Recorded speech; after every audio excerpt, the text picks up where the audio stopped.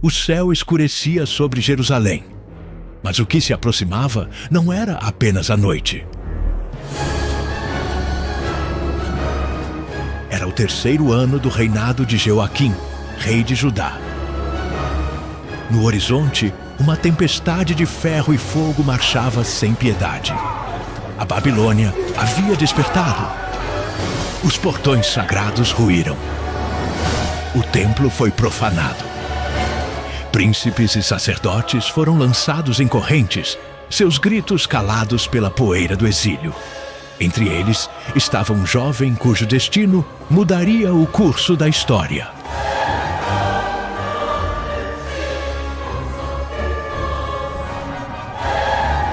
Seu nome era Daniel. Mas essa não é apenas a história de um cativo. Não é apenas o relato de um profeta em terra estranha. É o início de uma guerra invisível entre reinos humanos e decretos eternos. É um sussurro vindo das eras. Um aviso para todos os tempos. Alguns dizem que Daniel falou do passado. Outros que ele enxergou o fim. E se as palavras que foram seladas por séculos estão prestes a se cumprir? E os sábios entenderão.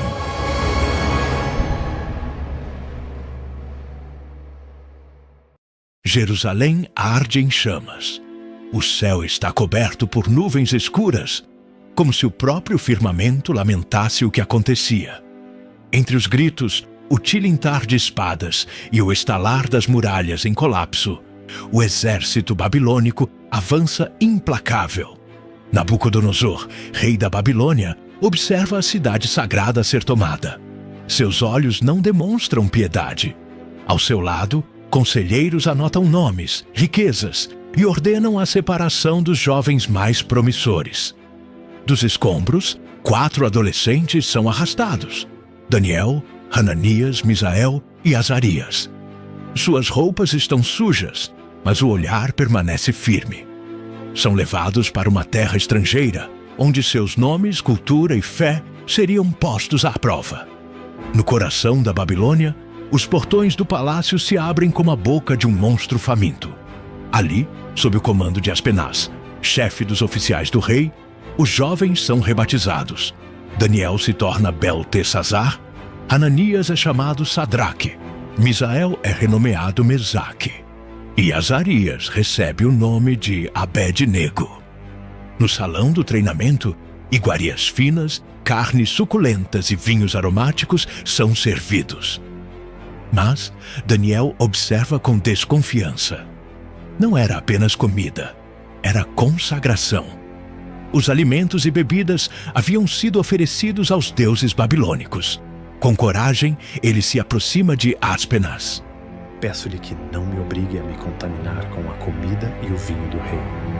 Aspenaz hesita. Ele simpatiza com Daniel, mas teme a ira de Nabucodonosor. Daniel insiste. Propõe um teste. Experimente seus servos por 10 dias. Dê-nos apenas legumes para comer e água para beber. Depois, compare nossa aparência com a dos outros jovens. A proposta é aceita. 10 dias se passam. Daniel e seus amigos têm semblante saudável, mais forte que todos os demais.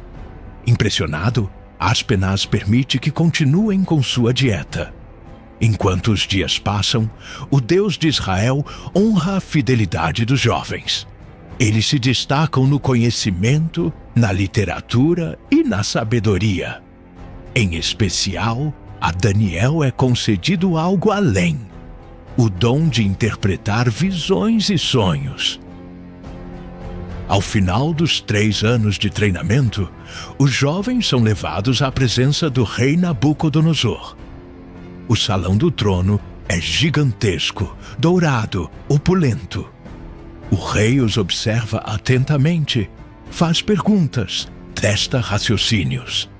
Ao final da audiência, levanta-se e declara: Em toda a minha corte, não há quem se compare a estes 4.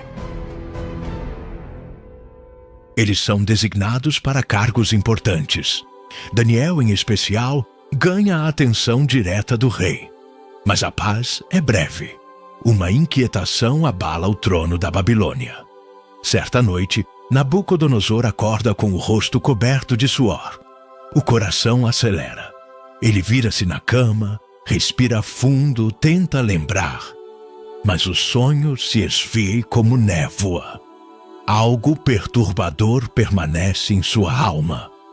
Ele chama os magos, encantadores e astrólogos. Tive um sonho que me perturba profundamente. Quero saber o que sonhei e o que significa. Os sábios se entreolham confusos. Diga-nos o sonho, ó rei, e nós o interpretaremos. Mas Nabucodonosor esbraveja. Recuso-me! Vocês devem me contar o sonho e sua interpretação. Se não o fizerem, serão cortados em pedaços e suas casas transformadas em montes de entulho. O medo se espalha como um incêndio. Nenhum homem pode ler a mente de outro. Nenhum sábio se atreve a falar.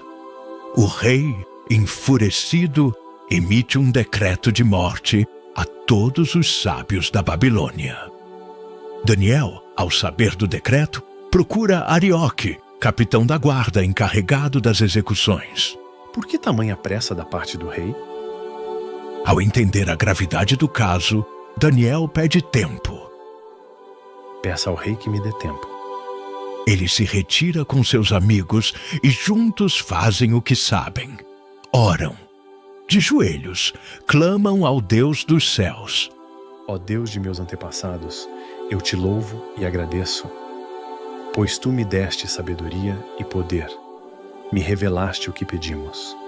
Revelaste o sonho do rei. Naquela noite, Daniel tem uma visão. O mistério é desvendado. No dia seguinte, ele se apresenta a Arioque.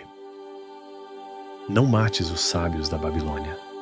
Leva-me ao rei, e eu lhe interpretarei o sonho.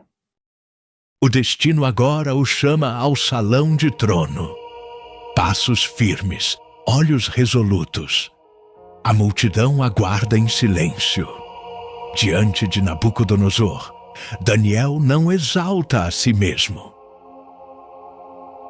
Nenhum sábio encantador, mago ou adivinho pode revelar este mistério.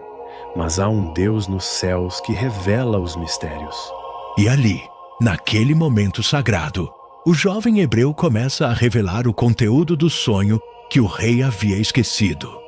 É uma estátua imensa com cabeça de ouro, peito de prata, ventre de bronze, pernas de ferro e pés de ferro e barro. A respiração do rei para. Daniel segue. Tu, ó rei, és a cabeça de ouro. Após ti surgirá um reino inferior, depois um terceiro, de bronze, e um quarto reino, forte como ferro. No final, virá um reino que Deus estabelecerá, um reino eterno que jamais será destruído. O trono de Nabucodonosor treme diante da grandeza da revelação. O rei se prostra diante de Daniel em admiração. Certamente o teu Deus é o Deus dos deuses e o Senhor dos reis. Daniel é promovido. Seus amigos recebem postos elevados na província. O nome do Deus de Israel começa a ecoar entre os muros da Babilônia. Mas no coração do rei, algo começa a mudar. O orgulho cresce e logo uma nova prova de fogo se aproxima. Os dias passam. O brilho dourado do trono babilônico reflete a vaidade crescente de Nabucodonosor. Ainda impressionado com a revelação do sonho, o rei se vê como centro de todo o poder. Apesar da advertência profética de que outros reinos viriam depois do seu, Nabucodonosor decide reescrever o próprio destino. Ele manda erguer uma estátua colossal, de 27 metros de altura, inteiramente feita de ouro, da cabeça aos pés. Uma afronta direta à visão que recebera. A estátua é erguida na planície de Dura, como símbolo de sua glória eterna. Um decreto é emitido. Quando ouvirem o som da trombeta, da flauta, da harpa, do saltério, da gaita de foles e de toda espécie de música, prostrem-se e adorem a imagem que o rei Nabucodonosor ergueu. Quem não se prostrar será imediatamente lançado numa fornalha em chamas.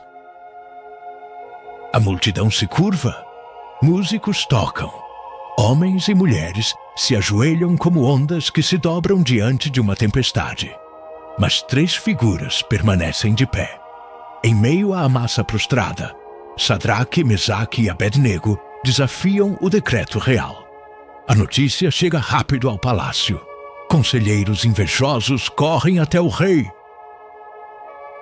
Ó rei, tu disseste que todo aquele que não se prostrasse seria lançado na fornalha.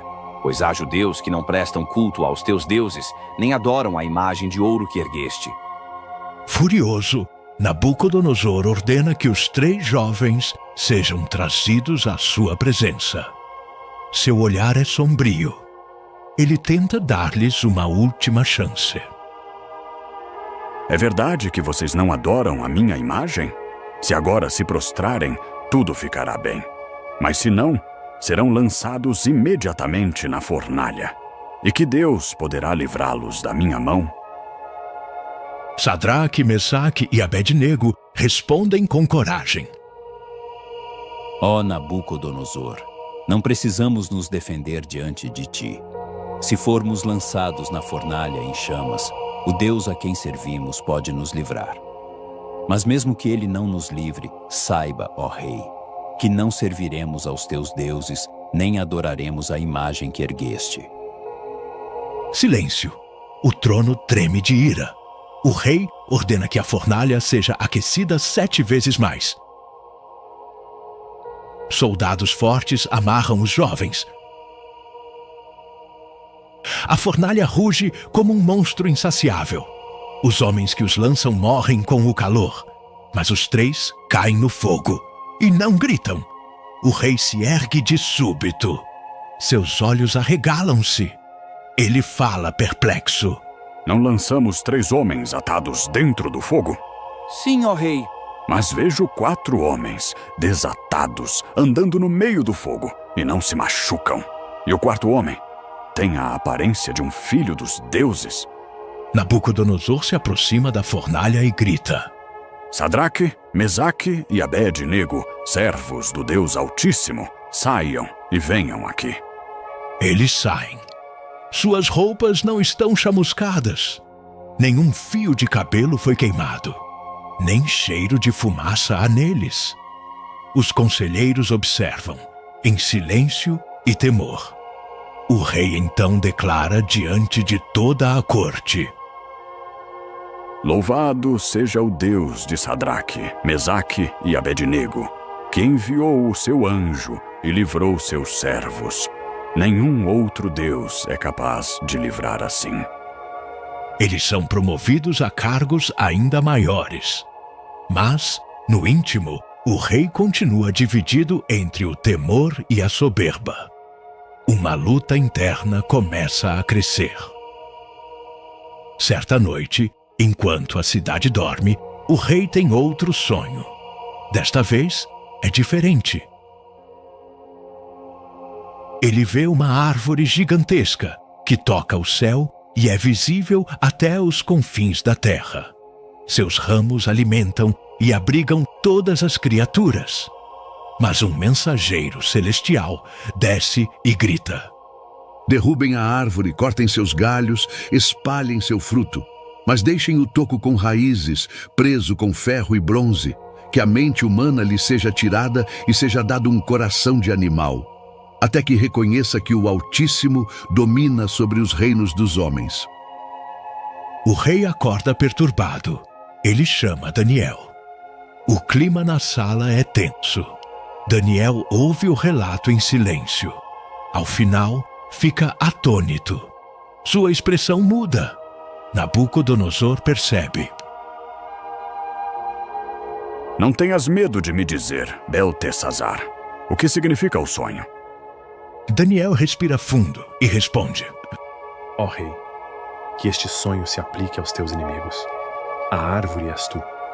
Cresceste e te tornaste forte. Tua grandeza chega até o céu.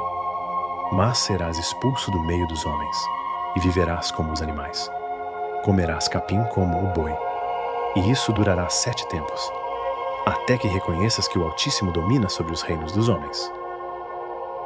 O rei se cala. Daniel, com compaixão, suplica: Ó rei, aceita o meu conselho. Renuncia aos teus pecados e pratique a justiça. Talvez então prolongues a tua prosperidade. Mas o tempo passa e o orgulho vence. 12 meses depois, enquanto passeia no terraço do seu palácio, Nabucodonosor contempla a cidade. Não é esta a grande Babilônia que eu construí como residência real? Com o meu poder e para a glória da minha majestade? Antes que termine a frase, uma voz ecoa dos céus: Ó rei Nabucodonosor, a tua autoridade real foi tirada de ti. No mesmo instante, ele enlouquece. É expulso do palácio. Vive nos campos, come como os bois. Seu corpo se molha com o orvalho. Seu cabelo cresce como penas de águia. Suas unhas como garras de ave. A glória do homem mais poderoso da terra é reduzida à humilhação. Ao fim dos 7 tempos, o rei ergue os olhos ao céu. A razão lhe volta. Ele se ajoelha e, com voz embargada, declara: Louvei o Altíssimo, honrei e glorifiquei aquele que vive para sempre. O seu domínio é eterno. Ele humilha os que andam com orgulho. Restaurado ao trono, Nabucodonosor reconhece: há um Deus acima de todos os tronos da terra. Mas a Babilônia não permanecerá para sempre. Logo, outro rei surgirá, um que desprezará o sagrado e cujo fim será selado por uma mão invisível. O tempo passa. Nabucodonosor desaparece dos registros. O trono da Babilônia agora pertence a Belsazar, neto do antigo rei. Mas ao contrário do avô, que aprendeu a temer o Deus dos céus, Belsazar se entrega ao deboche, à arrogância e à idolatria desenfreada. É noite. O palácio se enche de música e vinho. Um banquete suntuoso é oferecido a 1000 nobres. Mulheres dançam. Sacerdotes pagãos entoam cânticos profanos. A atmosfera é de embriaguez e decadência. Em meio à euforia, o rei tem uma ideia macabra. Tragam as taças de ouro e prata tiradas do templo do Deus dos Hebreus em Jerusalém. Vamos brindar com elas. As relíquias sagradas que haviam sido consagradas ao Deus de Israel são agora profanadas em um ritual de escárnio. Belsazar ergue uma taça. As divindades de ouro, prata, bronze, ferro, madeira e pedra. Todos riem, bebem, celebram. Mas então, o salão mergulha num silêncio súbito e gelado. Uma mão surge, sem corpo. Apenas dedos luminosos e sobrenaturais que escrevem palavras flamejantes na parede do palácio, diante dos olhos de todos. Mene, Mene, Tekel, Parsim. Pânico. Os músicos cessam. As taças caem no chão. Belsazar empalidece. As pernas tremem. Os joelhos se batem. Ele grita: Chamem os magos, os adivinhos, os encantadores. Quem decifrar estas palavras será vestido de púrpura, receberá uma corrente de ouro e será o terceiro no reino. Mas ninguém entende a inscrição. O mistério paralisa a corte. Até que a rainha-mãe, ouvindo a confusão, entra na sala e se dirige ao rei com reverência. Ó rei, não te perturbes. Há entre nós um homem em quem habita o espírito dos deuses santos. Nos dias do teu avô Nabucodonosor, ele revelou sonhos e mistérios. Seu nome é Daniel. Daniel é trazido. Agora mais velho, seu rosto carrega sabedoria e firmeza. Ele observa a cena, as taças no chão, o vinho derramado, a escrita flamejante ainda pulsando na parede. Belsazar tenta seduzi-lo com promessas. Se você interpretar estas palavras, será vestido de púrpura, receberá ouro e governará ao meu lado. Mas Daniel recusa. Podes guardar os teus presentes, dá os teus prêmios a outro. Ainda assim, lerei a inscrição e revelarei ao rei o que ela significa. O silêncio se aprofunda. Os olhos do salão se fixam nele. Ó rei, o Altíssimo deu a Nabucodonosor poder, glória e majestade. Mas quando ele se encheu de orgulho, foi derrubado. Tu, Belsazar, sabias de tudo isso, mas não te humilhaste. Pelo contrário, ergueste-te contra o Senhor do céu. Trouxeste as taças do templo para este banquete. Louvastes deuses que nada veem nem ouvem, mas ao Deus que te dá o fôlego, não glorificaste. Daniel aponta para a parede. Esta é a mensagem. Mene, Deus contou os dias do teu reinado e determinou o fim. Tekel, foste pesado na balança e achado em falta. Parsim, teu reino será dividido e entregue aos medos e persas. A sentença está dada. Daniel se cala.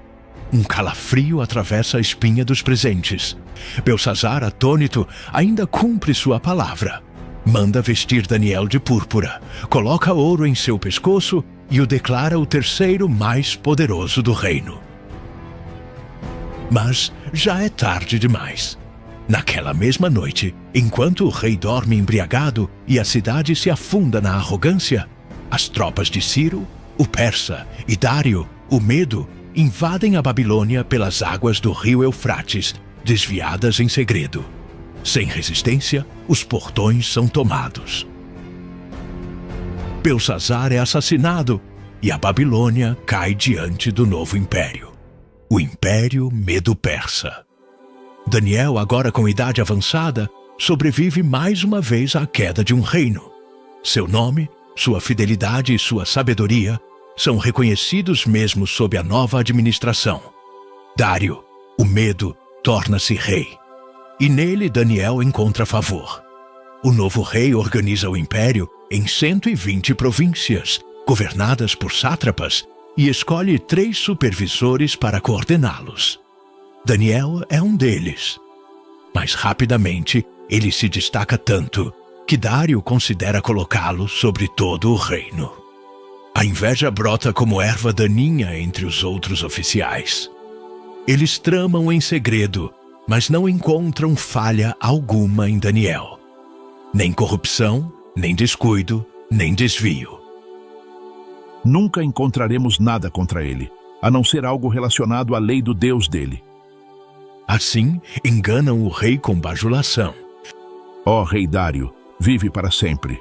Propomos que estabeleças um decreto real. Durante 30 dias, quem orar a qualquer deus ou homem, exceto a ti, ó rei, seja lançado na cova dos leões. O rei, lisonjeado, assina a lei sem saber o real alvo da conspiração. Daniel ouve o decreto, mas não muda nada em sua rotina. 3 vezes ao dia, como sempre, ele se ajoelha em seu quarto, com as janelas abertas em direção a Jerusalém, e ora ao seu Deus. Espiões observam, correm ao rei com a acusação. Daniel, um dos exilados de Judá, não obedeceu ao decreto. Continua orando 3 vezes ao dia.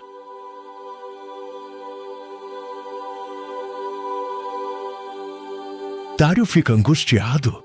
Tenta encontrar uma forma de livrá-lo. Mas a lei dos medos e persas não pode ser revogada. Ao cair da tarde, o rei, entristecido, ordena que Daniel seja levado. Teu Deus a quem serves continuamente te livrará. Daniel é lançado na cova dos leões. Uma pedra sela a entrada. O rei passa a noite em claro, sem comer, sem música, atormentado. Ao amanhecer, corre até a cova.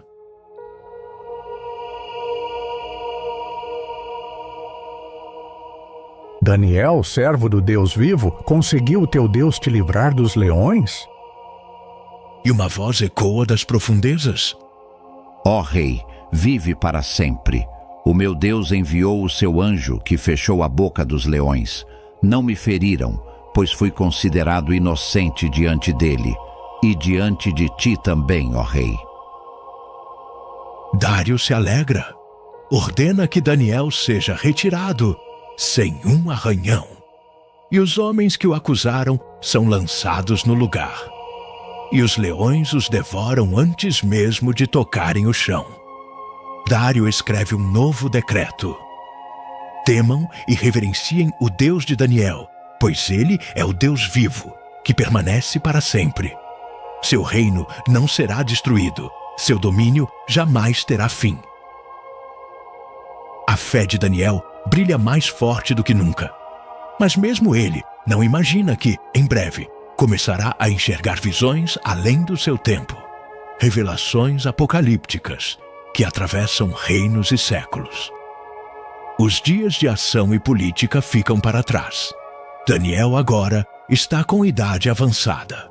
Os traços de juventude deram lugar a uma expressão sábia e serena. Ainda respeitado nos altos círculos do novo império, ele dedica suas noites à meditação, jejum e oração. Mas a paz que o cerca por fora contrasta com o que começa a acontecer dentro dele. Deus começa a revelar visões. Numa noite silenciosa, Daniel adormece em sua câmara.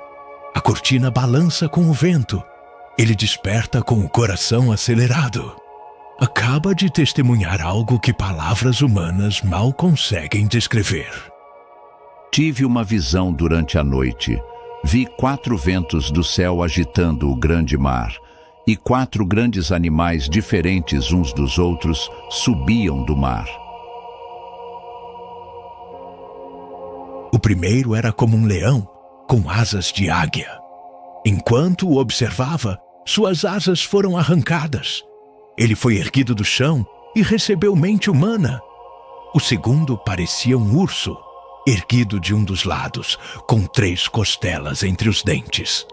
Foi dito a ele: levanta-te e devora muita carne. O terceiro era como um leopardo, com 4 asas nas costas e 4 cabeças. E o domínio lhe foi dado.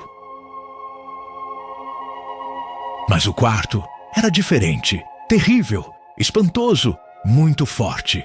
Tinha dentes grandes de ferro, devorava e despedaçava, e o que sobrava pisava com os pés.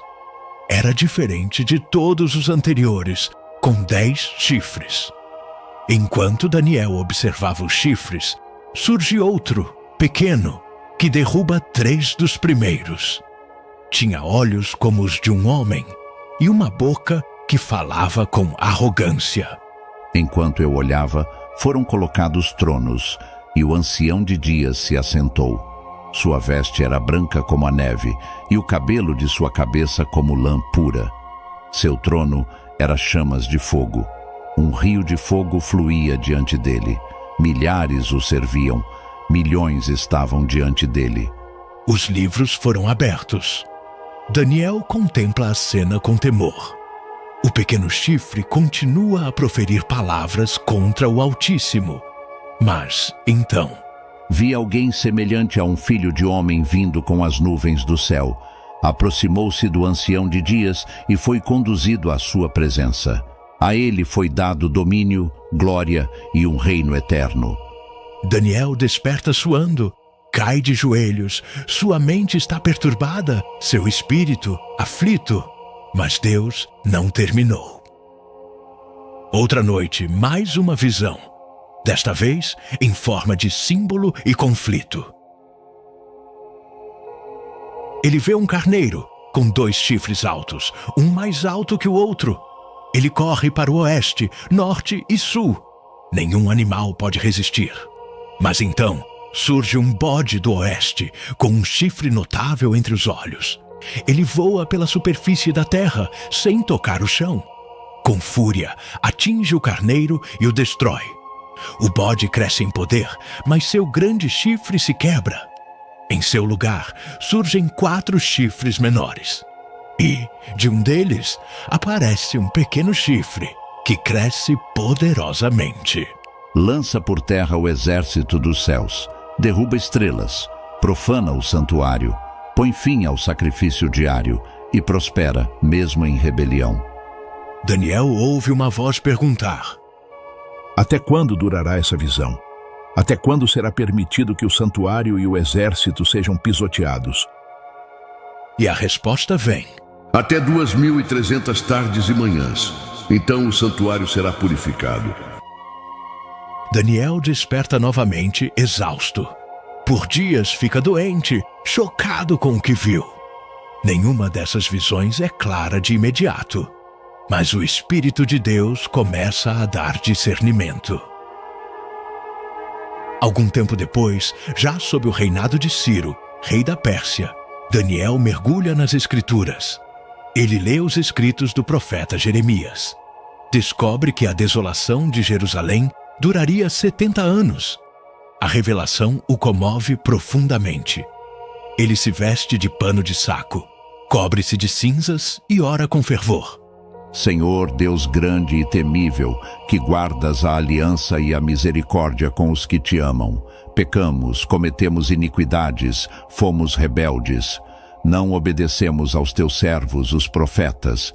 A ti pertence a justiça, mas a nós, a confusão do rosto. Perdoa-nos, Senhor.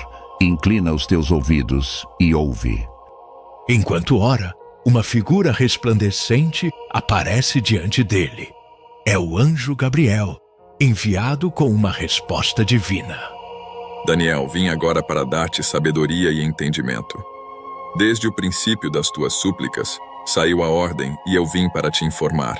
Tu és muito amado. Gabriel revela a profecia das 70 semanas. 70 semanas estão determinadas sobre o teu povo e tua cidade santa, para extinguir a transgressão, dar fim ao pecado, expiar a iniquidade, trazer justiça eterna, selar a visão e a profecia, e ungir o Santo dos Santos. Daniel ouve com atenção. Gabriel continua. Desde a saída da ordem para restaurar Jerusalém até o ungido, o príncipe, haverá 7 semanas e 62 semanas. Depois será morto o ungido, e não estará mais. A cidade e o santuário serão destruídos. Um povo de um príncipe que há de vir virá como uma inundação. E até o fim haverá guerra e desolações. Daniel anota tudo, mas seu coração se agita. Os números, os tempos, os eventos, tudo aponta para algo muito além de sua era. Ele vê, ainda em visão, um tempo de angústia que virá sobre o povo de Deus. Mas também houve uma promessa. Os sábios resplandecerão como o brilho do firmamento, e os que conduzirem muitos à justiça como as estrelas para sempre. Mais uma vez, Daniel acorda. A janela do seu quarto filtra a luz pálida da madrugada. Ele se senta, envolto em silêncio. Seu rosto carrega as marcas de quem viu o invisível. Seus olhos, a profundidade de quem atravessou o tempo. Mas uma última visão ainda se aproxima. Uma batalha cósmica entre os anjos de Deus e as forças do mal. A revelação final, que encerrará seu chamado profético e selará as palavras até o tempo do fim. Daniel está à beira da última grande revelação de sua vida. Já idoso, carrega sobre os ombros o peso dos reinos que testemunhou ruir, dos reis que aconselhou e das visões que mudaram sua alma. Mas agora, o que verá transcende impérios. Deus o transportará às batalhas invisíveis, ao tempo do fim, onde nações, reis e potestades se entrelaçam sob a supervisão divina. No 3º ano do reinado de Ciro, rei da Pérsia, Daniel entra em jejum. 3 semanas inteiras sem vinho, carne ou perfumes. O fardo da profecia consome seus dias. No 24º dia, ao lado do rio Tigre, ele ergue os olhos. E então, o tempo parece parar. Vi um homem vestido de linho, com um cinto de ouro puro da região de Ufaz. Seu corpo era como o berilo, seu rosto como um relâmpago, seus olhos como tochas flamejantes, seus braços e pernas brilhavam como bronze polido, e sua voz era como o rugido de uma multidão. Os homens que estavam com ele fogem aterrorizados. Daniel cai com o rosto em terra, sem forças. Mas o ser celestial toca nele e o ergue com suavidade. Daniel, homem muito amado, presta atenção às palavras que vou te dizer. Desde o primeiro dia em que aplicaste o coração a buscar entendimento, tuas palavras foram ouvidas. Mas então, a revelação, houve guerra no plano espiritual. O príncipe do reino da Pérsia resistiu-me por 21 dias. Mas Miguel, um dos primeiros príncipes, veio em meu auxílio.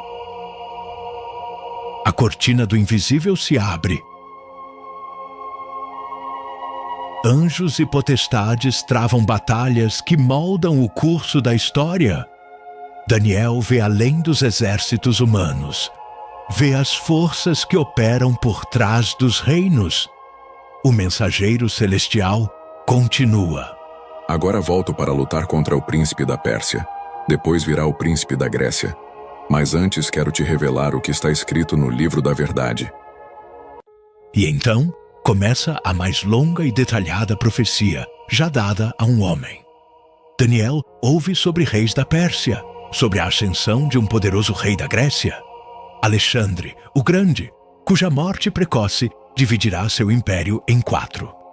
Desses, 2 se destacarão: o rei do sul e o rei do norte. Suas guerras, alianças e traições se desenrolam diante de Daniel como cenas de um futuro ainda não vivido. O rei do norte se exaltará, profanará o templo, abolirá o sacrifício diário e colocará a abominação desoladora. Seduzirá com lisonjas os que violam a aliança, mas o povo que conhece ao seu Deus mostrará força e resistirá. A visão acelera. Daniel vê perseguições, mártires, falsos pactos de paz, intrigas palacianas e um governante arrogante que se exaltará acima de todos os deuses. Exaltará a si mesmo acima de tudo que é chamado Deus. Honrará um Deus estranho com ouro, prata e pedras preciosas. Agirá contra fortalezas poderosas com um Deus estranho. Mas sua queda será repentina. Chegará ao seu fim e não haverá quem o socorra. Daniel respira com dificuldade. A magnitude do que vê ultrapassa sua capacidade humana. Mas a revelação não terminou. O mensageiro fala do fim dos tempos. Naquele tempo se levantará Miguel, o grande príncipe que protege os filhos do teu povo. Haverá um tempo de angústia como nunca houve desde que existe nação até aquele tempo. Mas naquele tempo, teu povo será liberto, todo aquele que for achado inscrito no livro. E então, o sussurro da eternidade. Muitos dos que dormem no pó da terra ressuscitarão, uns para a vida eterna, outros para vergonha e desprezo eterno. Os sábios resplandecerão como o brilho do firmamento. Os que conduzirem muitos à justiça brilharão como as estrelas, para todo o sempre. Daniel treme. Seu rosto se volta para o chão, mas outra vez é tocado com ternura. O mensageiro encerra. Vá, Daniel. Estas palavras estão seladas e lacradas até o tempo do fim. Daniel tenta entender tudo o que ouviu, mas a resposta é direta. Segue o teu caminho. Tu descansarás e no fim dos dias te levantarás para receber a tua herança. Silêncio. A cena se encerra com Daniel em seu aposento, olhando o horizonte da Babilônia, que já não pertence mais a reis gloriosos. Seus olhos, agora cansados, contemplam um tempo distante, um tempo em que reis e reinos cairão, mas a rocha eterna triunfará. Na parede, as sombras do pôr do sol dançam. Daniel se ajoelha uma última vez, sussurrando: Teu reino é eterno, ó Senhor, e teu domínio não terá fim.